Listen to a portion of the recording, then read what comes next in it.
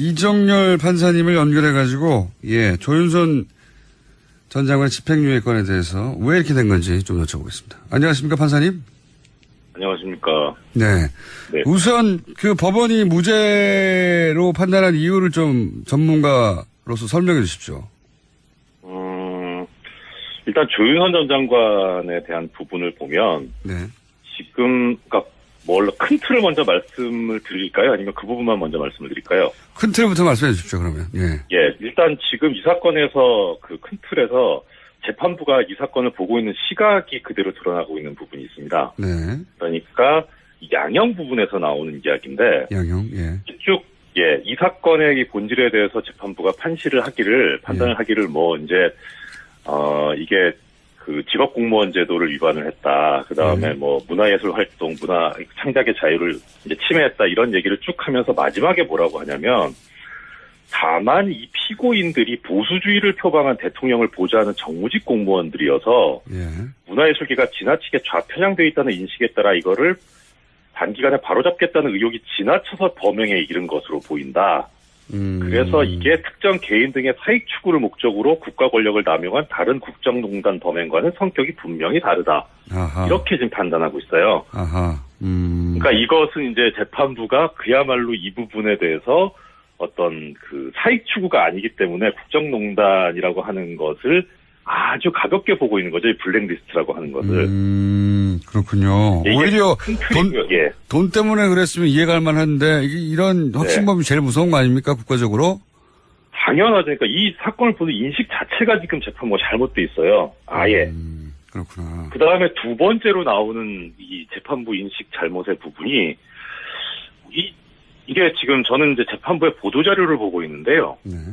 이게 보통은 이런 얘기를 안 하는데 보도자료에 이런 얘기가 나옵니다. 이 사건에 있어서 그 노태강 전국장을 이제 해임하는 부분, 그 부분에 있어서는 대통령의 공범이다. 박근혜 전 대통령의 공범인데 해임은 공범인데. 네, 그 이외의 부분에서는 특히 이제 문화예술계 지원 배제 부분에서는 공범 인정하기 부족하다. 아하. 얘기를 하고 최순실은 전부 다 공범이 안 된다. 그거를 별도의 보도자료를 냈어요. 그래서 굳이 이렇게까지 하나. 그 다음에 이제 또 하나 그러면 그 얘기는 박근혜 전 대통령이 블랙리스트와 관련해서는 공범이 안 된다고 이 재판부는 판단한 거죠. 그렇죠. 어허. 이제 그렇게 보게 되면 아까하고 좀 모순이 생기는 게 이제 보수주의를 표방한 정무직 공무원이란 말이에요.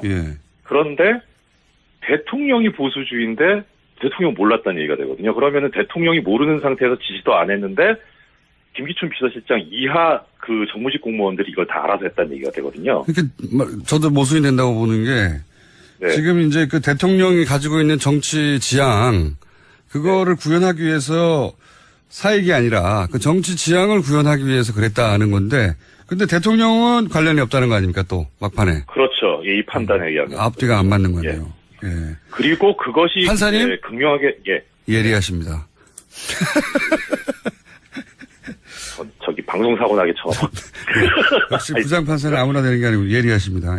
또 하나 이제 드러난 것이 뭐냐면 김기춘 전 실장이 이제 징역 3년의 실형을 선고받았는데 사실 이 사건에 있어서 공소 제기된 부분 중에 강요 부분은 전부 다 무죄가 났어요. 강요가 무죄다. 네, 전부 다 무죄가 났고 직권남용 부분도 상당한 부분 무죄가 났는데 그럼에도 불구하고 3년이 선고가 됐어요. 이게 어떻게 보면 이제 일반 국민들 입장에서는 이 3년 너무 낮다라고 판단하실 수 있는데 근데 이 법률적으로 해석을 해보면 이 3년은 상당히 중요해요. 그러니까 어떻든 김기춘 씨는 전과가 없잖아요. 초범이잖아요. 초범인데다가 이 기소된 범죄 사실 중에 상당 부분 무죄가 났고 일부만 지금 유죄가 났는데 그걸 실형 3년을 선고한다는 건 상당히 무거운 거거든요. 그러면은 이 재판부의 판단은 아까 그 부분이랑 궤를 같이 한다고 보여요. 그러니까 이것은 박근혜 최순실까지 가는 부분이 아니라 김기춘서부터 시작된 거다. 이렇게 막아버린 거죠. 그러니까 김기춘 전 실장에 대한 형이 너무 높아요. 행간에 지금 그런 그 해석이 깔려 있는 거군요, 인식이. 그러니까 이게 쭉 나오는 것 같아요. 그러니까 박근혜 전 대통령은 공범이 아니고 이것은 김기춘 전 실장이 기획해서 실행한 것이고 그러므로 김기춘 전 비서실장이 책임이 크고 그리고 나머지 그 사람들 중에 특히 조윤선 전 장관은 상관이 없다 여기에. 왜냐하면 김기춘 전 실장이 직접 조윤선 정무수석이 오기 전에 계획을 해서 실행하고 있던 거였기 때문에 이렇게 논리를 구성한 거군요. 네. 그렇죠. 그 말씀 드렸어야 되는데 먼저 공장장님께서 말씀하신 정말 예리하십니다. 선사님 서로 이런 이야기를 이제 하지 않는 것으로. 자 그러면 제가 궁금한 건 이겁니다. 네. 그럼 쉬운 말로 하면 판결 들으면 그러면 김기춘 비서실장은 지시하고 승인했지만 조윤선 정무수석은 건너뛰었고 그리고 그 아래 비서관들이 했다는 소리가 되는 거 아닙니까? 네, 그렇죠. 이게 진짜 이상한 상황인데. 한 부분은 이제 이거는 이제 저는 동의할 수 없지만 판결문의 논리를 말씀드리겠습니다. 그러니까 아까 이제 공장장님께서 말씀하신 것처럼 이제 건너뛰게 되는데 이것이 왜 그러냐면 첫째는 이제 전 정무수석이 있던 시절에 기획되고 문건이 작성이 되고 쭉 이제 실행이 되기 시작했어요. 그러면은 일단 이 소관 업무는 문화계 블랙리스트이기 때문에 교육문화수석실 소관입니다. 가장 큰 이제 주범이 되는 주축이 되는 부서는 교육문화수석실이고요. 그렇죠. 다만 이제 여기서 이 정부적인 어떤 판단을 하려고 했는지 정무수석실이 개입을 합니다. 이제 총괄 기획을 하죠. 정무 쪽에서 이제 소위 말해서 정치적 판단, 정무적 판단 이런 걸 했겠죠. 예, 그렇죠. 그런데 지금 이 상황에서 지금 법률적으로 해결이 되려면 전임 정무수석이 후임 정무수석인 조윤선 전 장관에게 이제 인수인계를 하잖아요. 네. 그러면은 일단 그냥 그 시계열적으로 그 단면을 보면 조윤선 전 장관은 아무것도 모르는 상태에서 들어오게 되는 거잖아요. 네. 그러면은 전임 정무수석과 후임 정무수석 사이에는 공범 관계가 있어야 됩니다. 업무 인수인계를 했다고 전임 박전우 전 정무수석이 얘기를 했거든요. 진술을. 그러니까요. 그러니까 공범 관계가 있어야지 그래야지 후임 정무수석이 나중에 이 그 역할 분담에 참여하게 되는 그런 논리성을 가지게 되는데 문제는 이 전임 정무수석은 기소가 되지 않았던 것 같아요.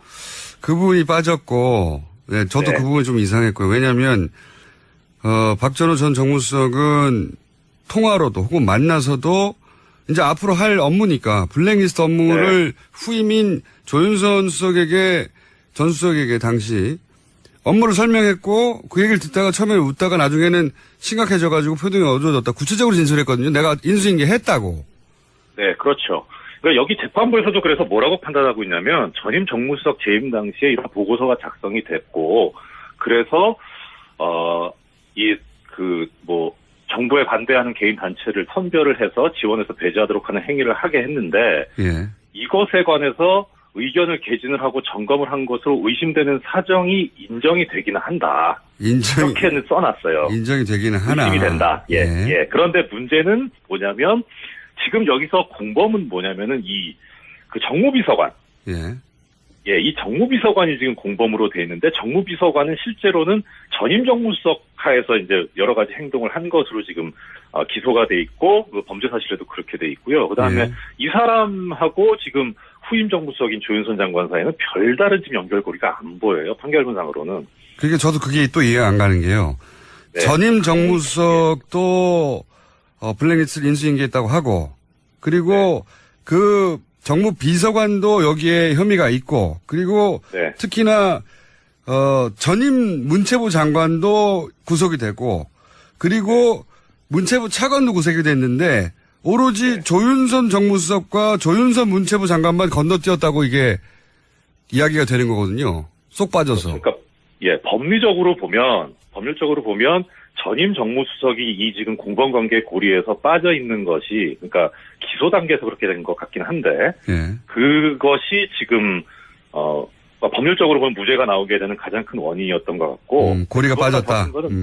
더 큰 거는 지금 이것을 그러니까 어느 한 시간마다 단편적으로 보게 되면 그런 판단이 가능할 수도 있어요. 있지만 크게 보면 이 조윤선 전 장관이라는 사람은 박근혜 대통령 후보 시절부터 여기에 관여하고 있는 사람이잖아요. 그러니까 큰 그림을 그리는 사람이고, 그리고 최종적으로 이 사람이 가는 곳이 문화체육부 장관이거든요. 여기는 완전히 이 블랙리스트를 실행하는 그 손발이 되는 자리에 가게 되잖아요. 그렇죠. 그러니까 기획부터 집행까지 풀코스를 다 담당했던 분인데 그 주요 어느 코스에. 한 단면만 보고 이것이 직권남용이 아니더라고 본 것은 너무 단편적으로 본 거다, 재판부가. 그럼 이거 어떻습니까? 그러니까 재판부의 판단을 10분 받아들여서 네. 이전 정무수석과 그 비서실장이 다 결정해 놓았고 그래서 그 네. 루틴이 이미 짜져 있어서 본인이 새로 승인하거나 지시할 내용이 없었다. 그래서 본인을 건너뛰었다라고 인정한다고 하더라도 네. 본인이 그걸 막을 수 있는 위치에 있었잖아요. 문체부 차관으로. 그러니까 네. 알았다는 것까지는 재판부도 인정을 했으니까 적어도 범죄 행위가 자신의 주무부처에서 실행되고 있으면 적어도 그거를 방조한 죄는 물어야 되는 거 아닙니까? 그렇죠. 이게 그런데 기소 자체가 이제 공동정범으로 돼 있어요. 공동정범은 그러니까 정범이기 때문에 일종의 주범의 한 형태인 거죠. 아하, 그래서 주도하진 않았다. 아하. 예, 역할 분담이 있어야 되는데 그야말로 이 사람이 빠지게 되면 아예 이 범죄 자체가 안 이루어지는 그런 정도의 역할 분담이 있어야 되는데 지금 공장장님 말씀하신 대로 충분히 방조는 되는 상황인데 공동정범으로 기소가 돼 있고 사실 그게 또 맞는 거죠. 오히려 그렇죠. 방조라기보다는. 네. 네. 그래서 특검도 그쪽을 봤기 때문에 공동정범으로 기소를 한 것 같은데 사실 방조로 가기는 좀 실체적인 진실하고는 안 맞으니까 아마 그러지 않았나 싶은 생각이 듭니다. 알겠습니다. 예. 그런 허점들이 있고 기소 단계에서 약간 허점이 있었고 그리고 재판부가 이거 너무 협소하게 판단한 게 아니냐라고 이제 네, 그렇죠. 지적을 하신 거군요. 그리고 이 결과로 박근혜 전 대통령의 공범 혐의를 입증하는 데도 어려움이 좀 생겼다. 그런 말씀이신 거죠. 일단 너무 이례적으로 재판부에서 박근혜 전 대통령이나 최순실 씨의 공범관계가 인정이 안 된다는 보도자료를 낸 게 이례적이긴 한데 일단은 이 사건은 블랙리스트 관련해서 김기춘 전 비서실장을 필두로 한 그 비서실과 이제 문체부에 관련된 사람들에 대한 재판이었기 때문에 박근혜 전 대통령이나 내지는 최순실 씨가 이 블랙리스트 작성에 관여하게 되는 부분에 있어서 어떤 역할을 하는지에 관한 그런 심리는 사실 중요하게 이루어지지는 않거든요. 알겠습니다. 오늘 여기까지 듣고요. 예. 예리하셨다는 말씀을 남기고 또 조만간 요건에 대해서 다시 한번 연결할 기회가 있지 않을까 저는 싶습니다.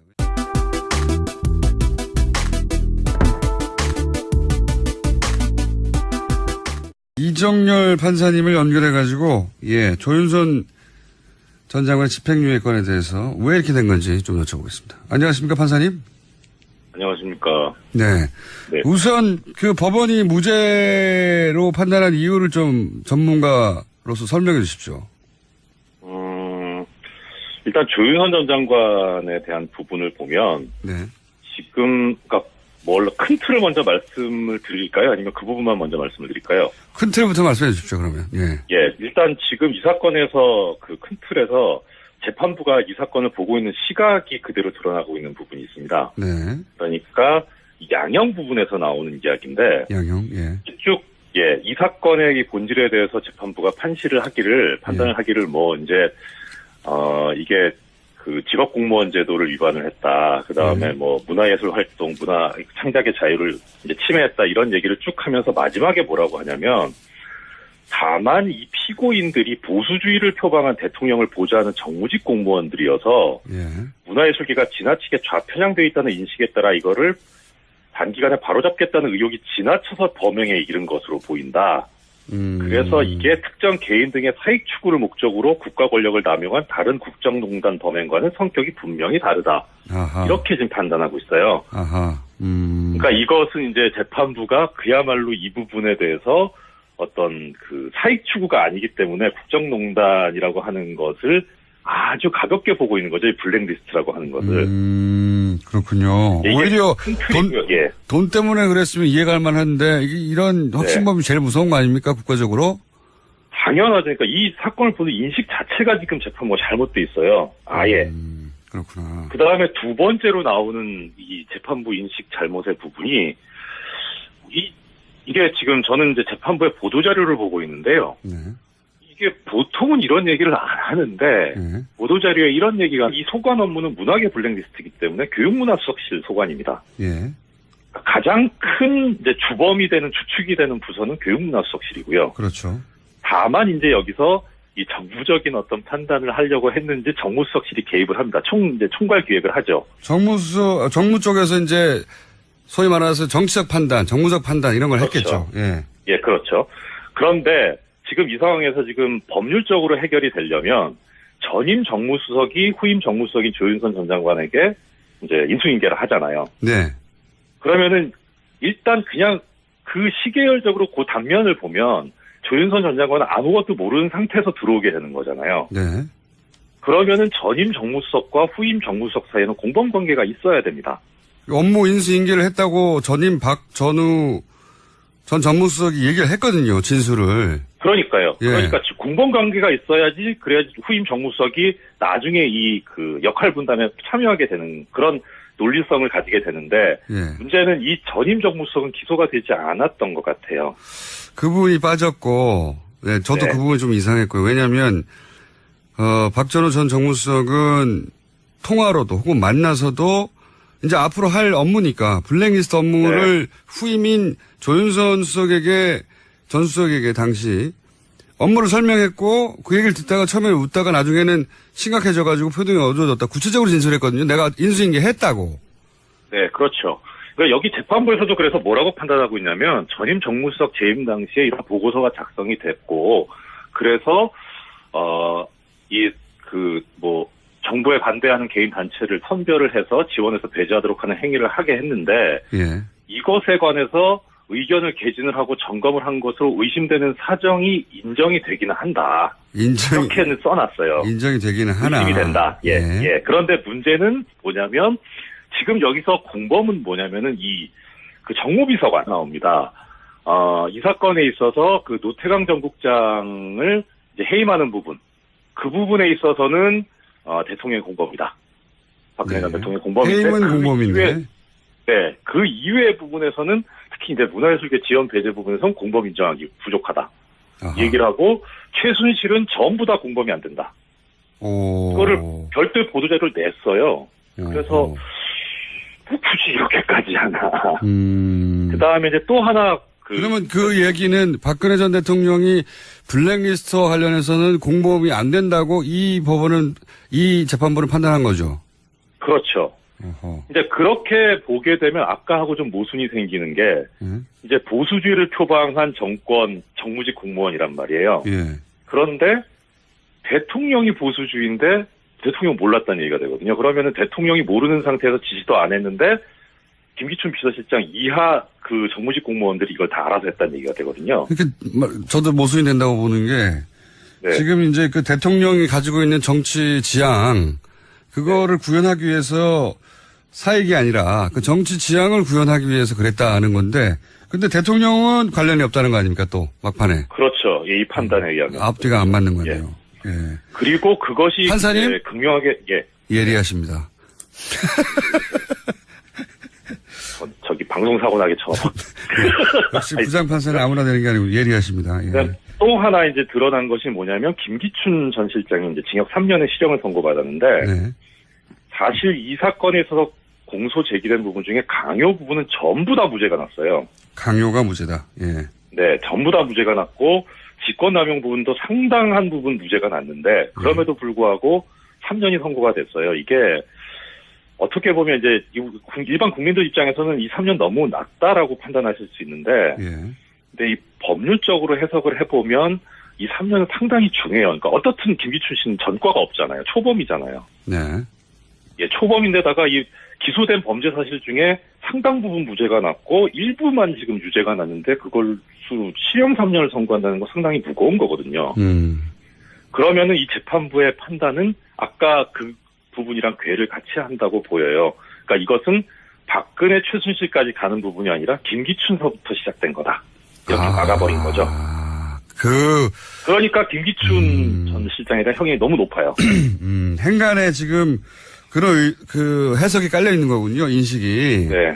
예, 그러니까 이게 쭉 나오는 것 같아요. 그러니까 박근혜 전 대통령은 공범이 아니고 이것은 김기춘 전 실장이 기획해서 실행한 것이고 그러므로 김기춘 전 비서실장이 책임이 크고 그리고 나머지 그 사람들 중에 특히 조윤선 전 장관은 상관이 없다 여기에. 왜냐하면 김기춘 전 실장이 직접 조윤선 정무수석이 오기 전에 계획을 해서 실행하고 있던 거였기 때문에 이렇게 논리를 구성한 거군요. 네. 그렇죠. 그 말씀 드렸어야 되는데 먼저 공장장님께서 말씀하시죠. 정말 예리하십니다. 사장님 서로 이런 이야기를 이제 하지 않는 것으로. 자 그러면 예. 제가 궁금한 건 이겁니다. 네.